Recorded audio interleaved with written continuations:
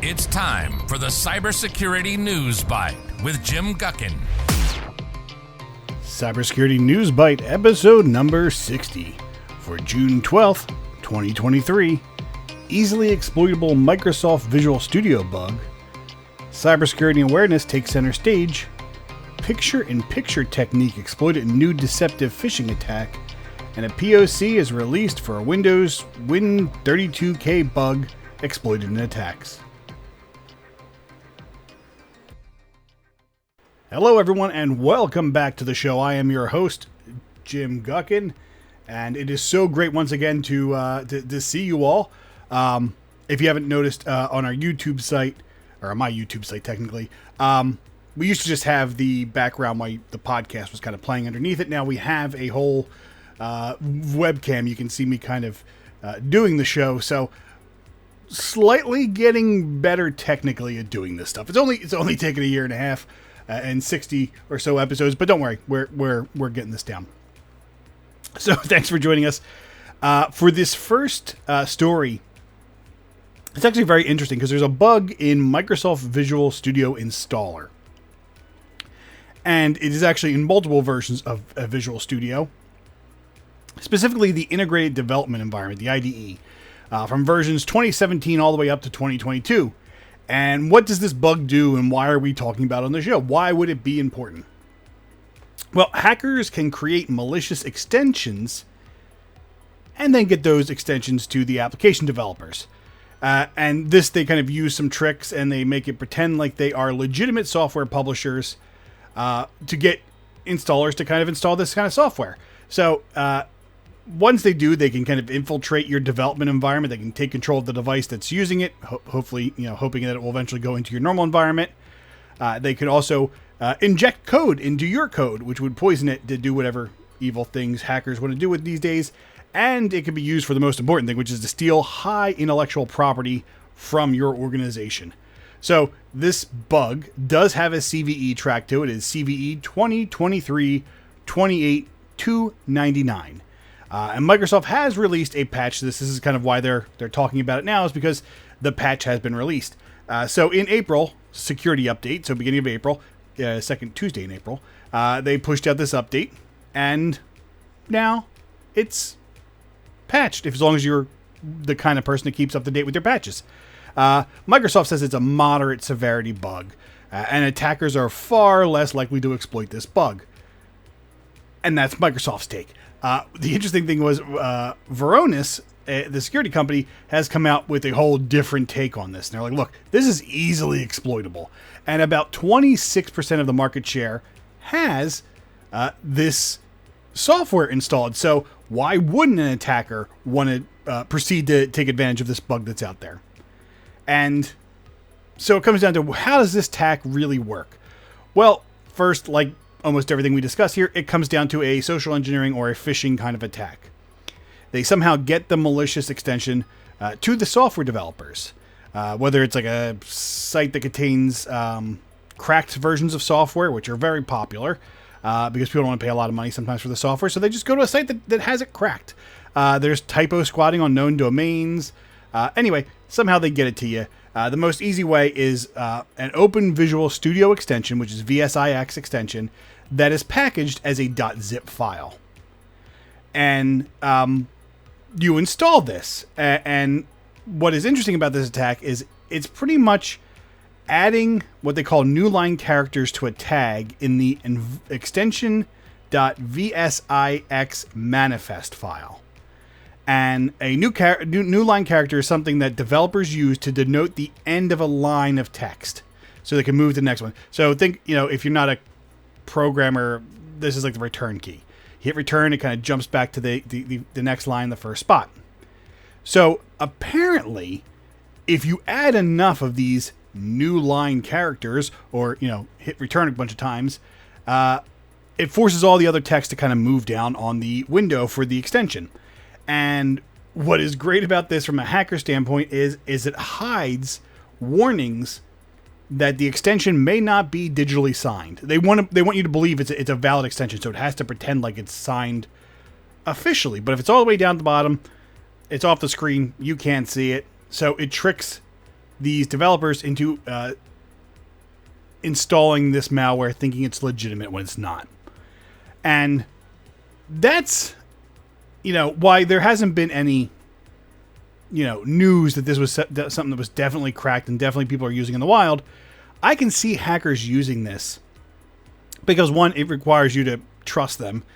And two, honestly, in my time with developers, which are great people, they're not often security minded. They're about getting their tasks done and moving along. They'll use whatever tools they can do to get it done.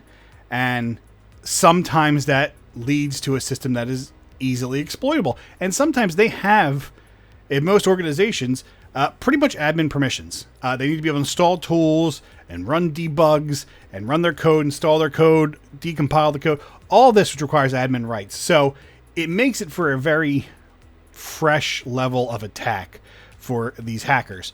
So while it's not currently done, it is something that is kind of easily done. It's very easily exploitable because all you got to do is install this fake extension that they have. Only the fake file that they've given you through some kind of deceptive means. I mean, I really can't see like a phishing technique maybe working on this, but I can see a typo squatted domain. You mistype it, or an email saying, "Hey, look, here's a new plugin we get." Those are more likely the scenarios an attacker may use.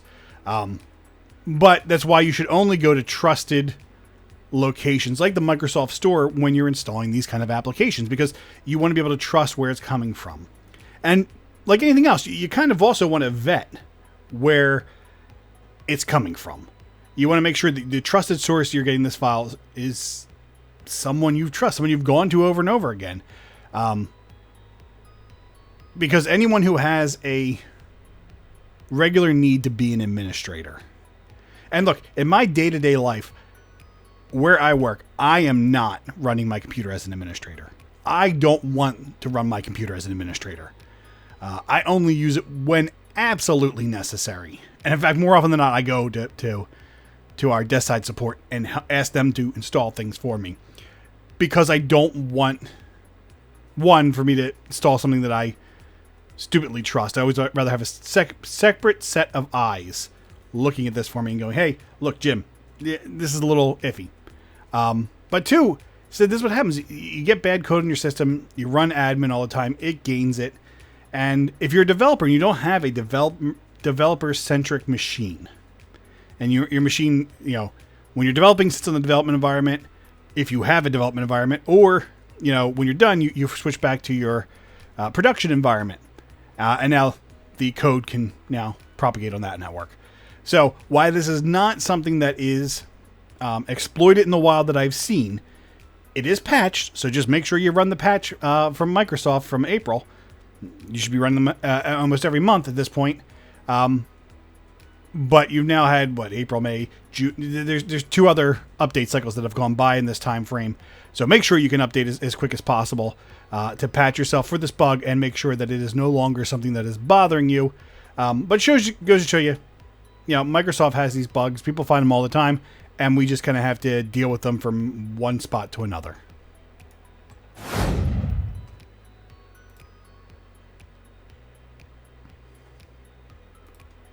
So for our second story this week, actually comes from Fortinet.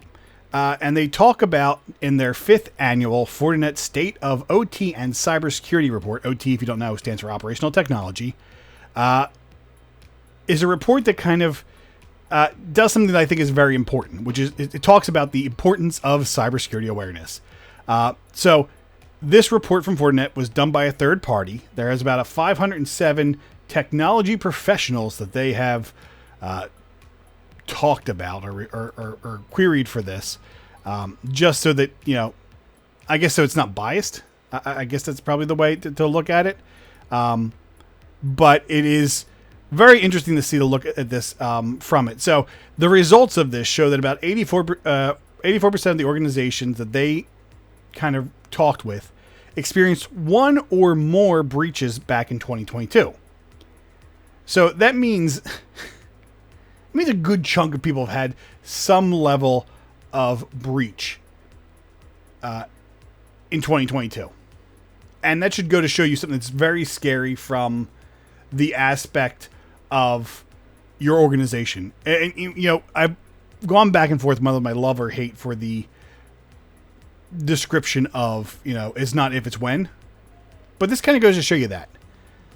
Now, I would say this next stat, well, let's talk about the stat and then we'll talk about what I think about it. So 90% of leaders believe that increased employee cybersecurity awareness would help to decrease the occurrence of cyber attacks. And why on the face of this, I 100% believe. I don't think there's a security professional around who would not say, look, if people were more aware, then we would have less breaches. That's a good fact. But I think there is a level of cybersecurity awareness that's not just the repetitive stuff. You have to make them understand the core concept of what you're looking for. And this is a tough topic. And I don't think I have all the answers for this. But I found it's a lot easier than just saying, well, if the address doesn't match, or maybe the wording seems a little off on it.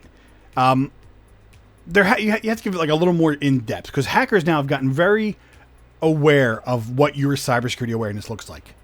And so your basic cybersecurity awareness that people go is like, make sure the email address matches, make sure it's not a type of squatted domain, make sure that the link you hover over, those are all great. But some of the attacks we've talked about on this very show are legitimately coming from Microsoft's or Box's or any one of these file sharing services that we use legitimately as day-to-day business things to share malicious files. And because they come from Microsoft, or they come from Box, or they come from Dropbox, they look legitimate. They are legitimately from those. There's no typo squatted domain. There's no bad URL. These are legitimate. But this is why you have to take the next step and understand, or your end users have to understand why they are looking at things and what they should be really, one step removed looking at. But yeah, the easy things are the domain names, the who's it coming from, is it spoof domain? Those are easy things to kind of look at. But why are they looking for it? If it does come from a legitimate domain, doesn't mean it's a legitimate email. Do you trust it? Are you expecting something? And I had a scenario that came from that. Business email compromise. It happens all the time. But luckily, a user was like, this just doesn't seem right. But looking at it at first, I was like, all right, it looks like something might be legit. And then when I dove into it, then I discovered, it was definitely a phishing email. It wasn't hard. It was just one step more than the user did. But the user was good enough to know, look, I've never talked to this person. It's a legitimate domain. The person had a LinkedIn profile. It just seemed off. And then at the end, there was a phishing email. And then we found out it was a business compromise, a business email compromise. So everything we would have taught the users kind of gets somewhat sidetracked. It was from a business we did from, was not a person they were familiar with, but it's one of those things where you have to keep the cybersecurity awareness training can't be the same one from 5-10 years ago. It cannot. It has to change. It has to update. It has to constantly be evolving with the tactics so that you arm your people there. So yes, I believe, like the 90% of people, that cybersecurity awareness does help decrease attacks, but better cybersecurity awareness is something that we need to do. Also, they said about 81% of organizations faced malware, phishing, and password attacks last year, which mainly were targeted at users. And I'm kind of surprised it's only 81%. I think almost every organization at someone gets at least a phishing campaign. At least a phishing campaign. But I've seen malware attacks. I've seen password sprays. Maybe the organizations they talked to didn't have the tools in which to kind of really see these kind of attacks, but trust me, they're happening. And they're often targeted users, because once they get a user account, they can kind of pivot or further dig themselves into an environment. Because once you're in, you're a trusted person. So, Bob from accounting emails you a document that has the accounting files. That seems slightly more legitimate. So, yeah, I can see it aimed at users. And once again, admins usually have MFA or other things turned on their computer. It might be slightly higher threshold to kind of get in for it. Now, 85% of leaders in this study said that their organization has security awareness training program. Which, honestly, how does the 15% not have a cybersecurity? I'm not even like a good one. Like, they don't have any cybersecurity awareness training. I think that is like a necessity. That's like sexual harassment training at this point. You have to have it as part of your onboarding process for not only contractors, but full-time employees, people working for you, people working, vendors. Make sure that they're doing this stuff like that. It's key. How you're not even doing this nowadays. But the funny thing is, out of the 85% who say they have a cybersecurity awareness training, which goes to my point from earlier, only 50% believe the employees still lack cybersecurity knowledge. Meaning that if you have a cybersecurity awareness program, there's a 50-50 chance if you actually have the cybersecurity knowledge that your organization thinks that their employees need. And I will tell you, one of the first ones, just because I am notorious for this, is if you give me the option of taking the test before reading the material, that's what I will do. I will try to brute force that test every time. And I work in security, so it's stuff I know already, so I shouldn't have to necessarily take a course to understand it. But the problem is it's just not engaging. And I've said this a bunch of times. I love training courses, but they have to be engaging. They have to be useful. You can't just regurgitate facts at me and expect me to fully take that in. And I think real cybersecurity training is not just a one and done thing. It's not, every once a year you just sit through this course and that's it. It's something that you have to kind of grow and foster over a period of time. Yes, internal phishing campaigns where you try to catch people. Those are all great things. But it has to be done in a way in which your users really understand the assignment that was given to them. How to find malicious emails.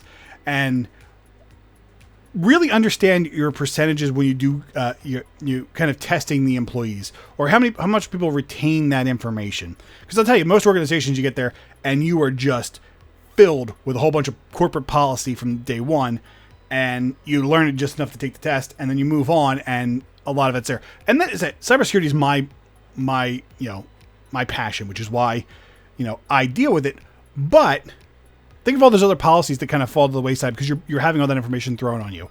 I know that every time I've ever been in an organization, the first week you get introduced to like 50,000 people, and you retain like 1/10 of their names. And that is kind of the same way you should look at, these training procedures that are going on, because people don't necessarily always know what they should know and why. That's why I said, everyone knows don't click the phishing link, don't open this, don't go to web pages. But in reality, what does that really mean? That's something we have to do. Now, another interesting fact, 93% of organizations indicated their board of directors are asking about their organization's cyber defense and strategy. And that goes to show you, at least from a broader business sense, that cybersecurity has slowly moved from one of those things that have kind of sat in the background in the dark end of most organizations, and now we're kind of moving forward to it, and you're kind of seeing what that looks like. Boards take this as part of their business strategy now. Now, in this, I'm not saying they're going to start throwing money at a security program, and nor should you, recklessly just throw money at a cybersecurity program. But it's interesting that they're starting to ask questions. They're starting to take interest. I still think we have a way to go when it comes to a lot of businesses and their true understanding of cyber. They may know like high level facts and kind of why things should be done. But at least in my opinion, it needs to be something that is more built into the foundation of organizations. And it's kind of being adopted, but I don't think it's being necessarily internalized in all levels of operation. Tends to be cybersecurity is one of those things where it's part of the process, but it's like 5 steps down the process versus having a really well thought out cybersecurity program in which it is in the inception of most business organizations.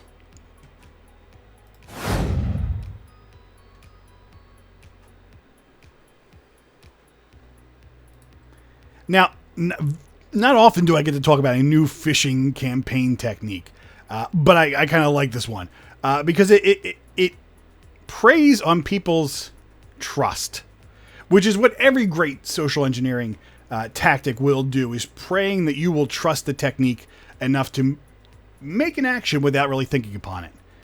So this new phishing campaign uses some sophisticated obfuscation tactics. And what they do is they deceive unsuspecting users into visiting malicious websites and disclosing any kind of sensitive personal or private or sensitive information. And they're doing this by hiding malicious links in images. And there have been a lot of people seeing this, especially with very known brands like Delta Airlines and Kohl's. You know, the people you expect to get the email from, and the little link with the box that says click here for the 10% or whatever the sale is they're trying to do. And what cybersecurity experts are calling picture-in-picture technique. So picture-in-picture, tends to draw up the old TV or the way you have your video up and they have a video in the corner, that kind of thing. And as I said, it's totally made to trust the users' trust in the brand that they are clicking on. And they are embedding these images with bad URLs. Often hackers take a link, an image, a QR code, or some other malicious, and they hide it in that image. So when you click it, you're not really seeing. It's hard to hover over stuff like that like you would for normal images. You just click it and it takes you where you need to go. Especially seeing this a lot, and we've talked about this on the show, QR codes. QR codes right now, there's not a lot of security softwares, if maybe a handful of them, that will look at a QR code and decode it. Instead, it kind of just comes through as an image, and most security software will ignore it. So this is very evil. And it cannot be just like QR codes. It could be just like, hey, go to this URL, special for you, https://malicious.link/12345, and get your 10% off. Like, these are the kind of things, because you're not OCRing that image. You're not looking at it from a security software standpoint. Now, users are looking at it and users are using it, but it's kind of a smart way of doing this. And it's a new kind of way of the attack going on. Now, it might have been around before. This is the first one I've seen about this, which makes it a very interesting attack for me. But I just want to make this very clear that these kind of attacks, and I've talked about how the QR code attacks, I was afraid were going to come up more and more, especially in emails. Because it said your security software will take a look at text, at links, at everything that exists in the email except for images. So now we need to, as security professionals, be aware of what images are coming across. Now, thank God, Outlook, for most times, if it's not trusted domain, will not display the pictures by default. But it asks the user, just goes, hey, do you want to display this image? And all they have to do is right click and say yes, or click and say show images, and it's there. So it's not much we can do right now from that. I'm sure technology is going to increase, and we're going to start seeing a lot more companies come out with ways of doing this. But just be aware that this is coming, and this is something that we need to kind of deal with, because hackers are going to continue to understand our ways. Because first of all, there are thousands of places you can go to find out how you should protect your network, what you should be teaching your users. Hackers are using those same resources when planning attacks. So you should think, if I know this, if this is the way I'm teaching my users to protect themselves from hackers, then hackers know I'm teaching my users how to protect themselves from hackers in this way. And all they got to do is either be smart enough to kind of, tweak it just a little bit, or just bypass it some other way that we weren't expecting and move on. So this picture-in-picture attack is one of those ways where, look, we've taken away images, we've done all this other stuff, and now comes the particular spot where they're just putting it in QR codes or a simple URL and an image, and it's getting by our security software. Now, hopefully you have other software to kind of block the site from detecting it, whether it's like Microsoft's 365 Safe Clicks or Safe Links, or some other vendor which is scanning the URL before user gets it. But that's what you're going to have to do, because this is the whole new way of doing phishing, and why it's very small right now. Give it a little while, and it will become something all the rage. I guarantee it.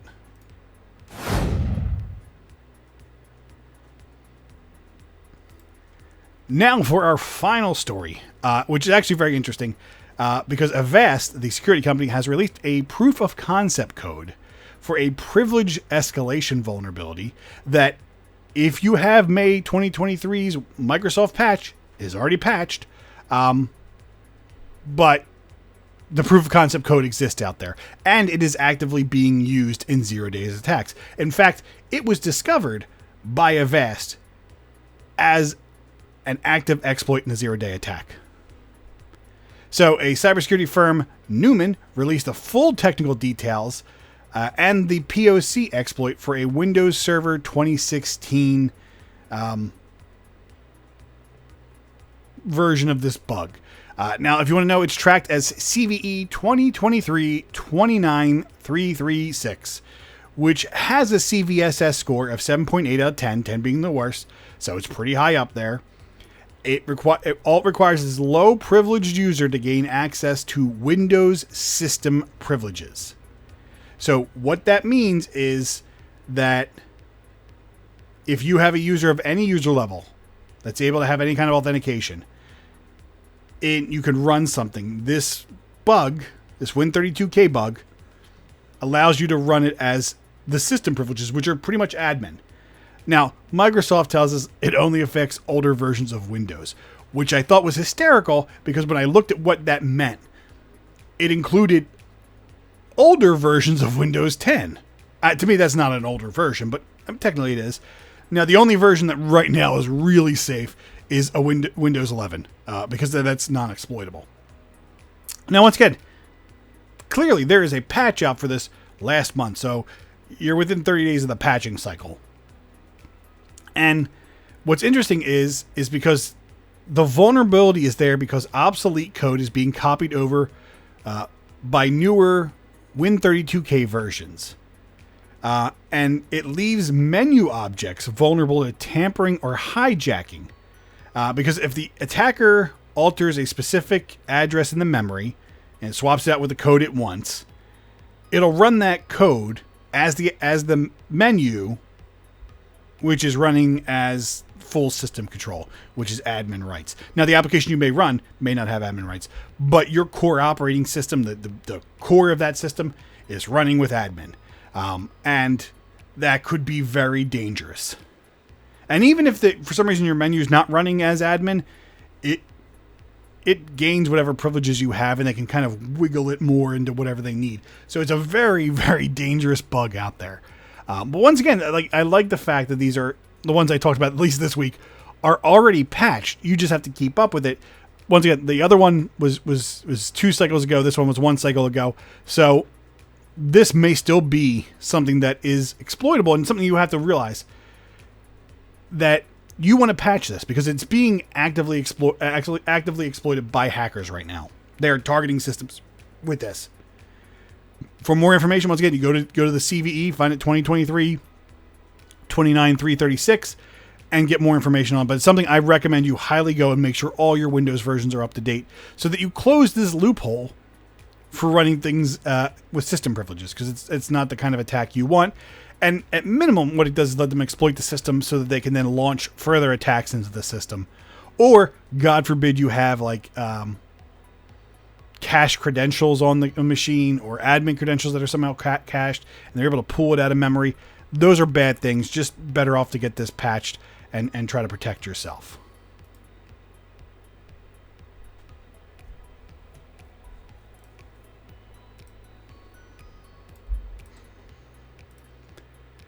Thank you so much for listening to the show this week. I really do appreciate it. Don't forget, you can go to our website, cybersecuritynewsbyte.com. It contains the show notes and links for the stories here, so you can get more information from there. You can always contact me, Emmy, at jimguckin.com. You can visit my website, jimguckin.com, kind of like the email address. I'll make sure I catch you next week, and make sure you stay safe online. You've been listening to the Cybersecurity News Byte with Jim Guckin. Learn more about our show at cybersecurity.newsbyte.com.